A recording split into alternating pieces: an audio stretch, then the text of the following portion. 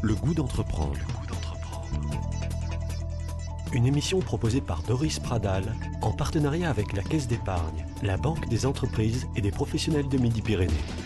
Bonjour à tous et merci de nous rejoindre pour le goût d'entreprendre. Comment faire se rencontrer deux univers qui semblent a priori opposés, l'art et l'entreprise. Comment concilier management et art contemporain? Pari lancé et réussi par Marie Messina qui a fondé Perfect Lovers en 2009.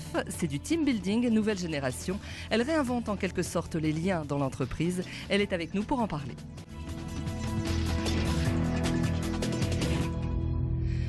Bonjour Marie Messina. Bonjour Doris. Vous êtes à la tête de Perfect Lovers. Vous avez créé votre entreprise en 2009 avec la folle envie de faire entrer l'art dans l'entreprise et surtout de faire passer des messages. Alors déjà, première question Marie, pourquoi Perfect Lovers? Alors, Perfect Lovers, c'est le nom d'une œuvre d'un artiste sud-africain qui s'appelle Félix González Torres. Cette œuvre représente deux horloges, imaginez deux horloges côte à côte, qui de loin semblent être sur la même longueur d'onde, exactement indiquant la même heure. Mais quand on s'approche, on sent qu'il y a quelques différences.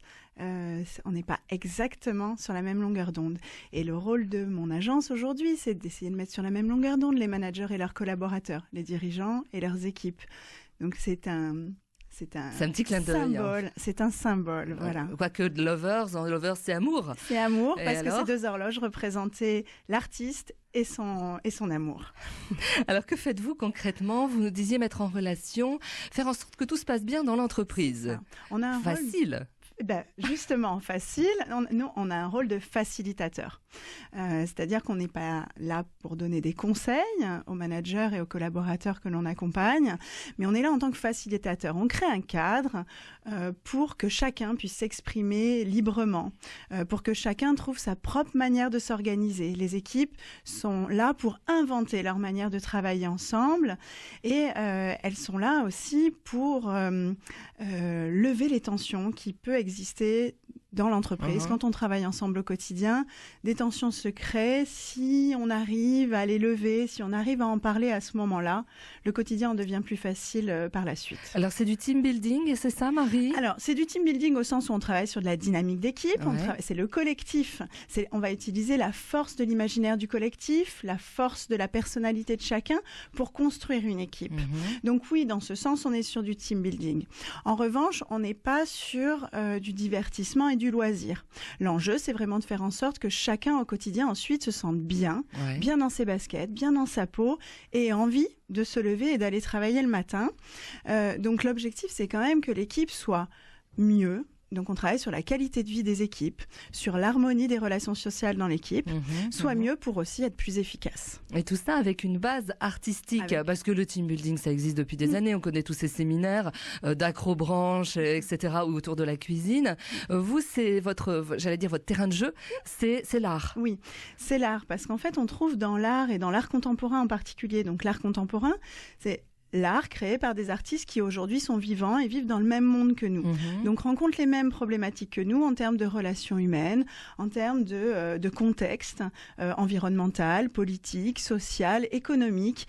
Ils ont le même univers que nous, ils le partagent. Donc c'est des artistes qui vont aider les équipes à s'exprimer parce que on va travailler sur la question du symbole. L'œuvre en soi va être un symbole à partir duquel on va pouvoir discuter. Et échanger à partir de cette œuvre sera beaucoup plus facile que d'échanger en frontal sur le sujet donné. C'est-à-dire que l'œuvre est comme on fait un détour. En fait, on fait un détour par cette œuvre. C'est une porte, en fait. C'est une porte d'entrée et ça permet de parler de soi avec plus de pudeur que si c'était en question directe sur soi. Là, on parle de l'œuvre, mais on parle aussi de soi. De soi, d'accord. Alors, donnons un exemple dans une entreprise, on va dire, aéronautique, puisque nous sommes dans la région toulousaine. Je pense, je peux me tromper, bien sûr, mais que ce soit pas un cadre, j'allais dire, particulièrement artistique. On n'a pas forcément envie, de dessiner ou de peindre toute la journée, n'est-ce pas, quand on monte des avions. Donc comment vous intervenez, comment vous faites? C'est ça. Alors typiquement pour ce type d'entreprise, de grands groupes qui n'ont pas forcément de fibre artistique au quotidien, peu importe au final, parce que l'art et l'artiste à ce moment-là sont comme une boîte à outils, un univers qu'on découvre, une discipline qu'on découvre. Et pour vous donner un exemple, il a été question récemment de penser la réorganisation d'une équipe de 100 personnes à partir de l'œuvre de Dali. Donc l'équipe entière de managers, 12 managers qui devaient repenser cette organisation, sont partis à Figueres, au musée Dali, et j'ai travaillé avec eux sur cette réorganisation. Qui va faire quoi, comment, qu'est-ce que ça va coûter, et tout ça à partir des œuvres de Dali présentes au musée. À partir des montres molles, par exemple, qu'est-ce que vous faites? C'était pas ces œuvres qui avaient été choisies, mais c'était le portrait d'Abraham Lincoln. Mais c'est vrai que en analysant les œuvres, en les observant, en échangeant autour de ces œuvres, ils ont pu clarifier la vision qu'ils avaient de la réorganisation. Et une fois que les 12 managers étaient en phase sur ce qu'on veut faire de cette équipe, comment on a envie d'être, qu'est-ce qu'on a envie d'être en termes d'état d'esprit, en termes de structuration, en termes de relations entre les entités, etc. Tout ça a été visible dans l'œuvre de façon symbolique pour eux. Donc ils s'étaient mis d'accord sur cette œuvre et ensuite il s'agissait de déployer le plan d'action qui convenait à la vision qu'ils avaient inventée de façon ensemble. concrète et opérationnelle. Concrète, exactement. Ouais. Alors, mais vous n'êtes pas thérapeute, vous n'êtes pas psy. Sur quoi vous vous appuyez justement pour les accompagner? Alors, l'idée, c'est vraiment ce travail sur... En fait, rencontrer une œuvre, c'est rencontrer comme quelqu'un d'inconnu.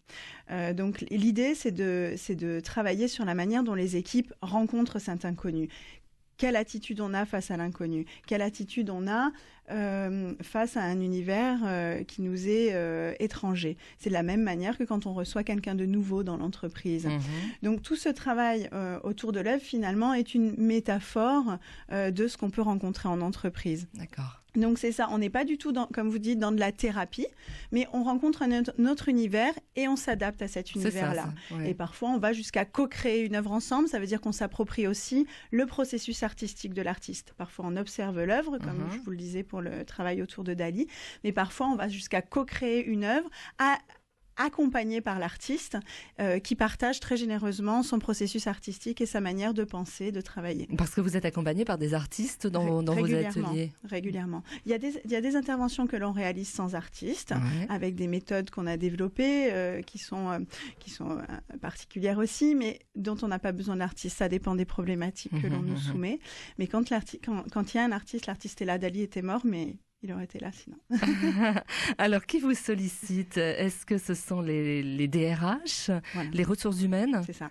Donc ils identifient un problème, pardon, je vous ai coupé, ils identifient un problème et ils vous sollicitent. C'est ça, les DRH, les dirigeants ou des hauts managers, ils identifient une problématique, c'est ça, une préoccupation, une envie aussi, parce que parfois l'équipe fonctionne bien, mais on a envie de faire avancer quelque chose, et ils nous sollicitent, voilà.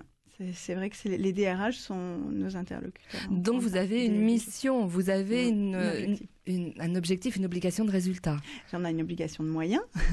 Déjà. On a une obligation de moyens et en termes de résultats, nous on l'évalue le résultat parce que c'est important pour nous. On essaye d'évaluer les résultats. Pour nos clients, on essaye d'évaluer nos résultats aussi.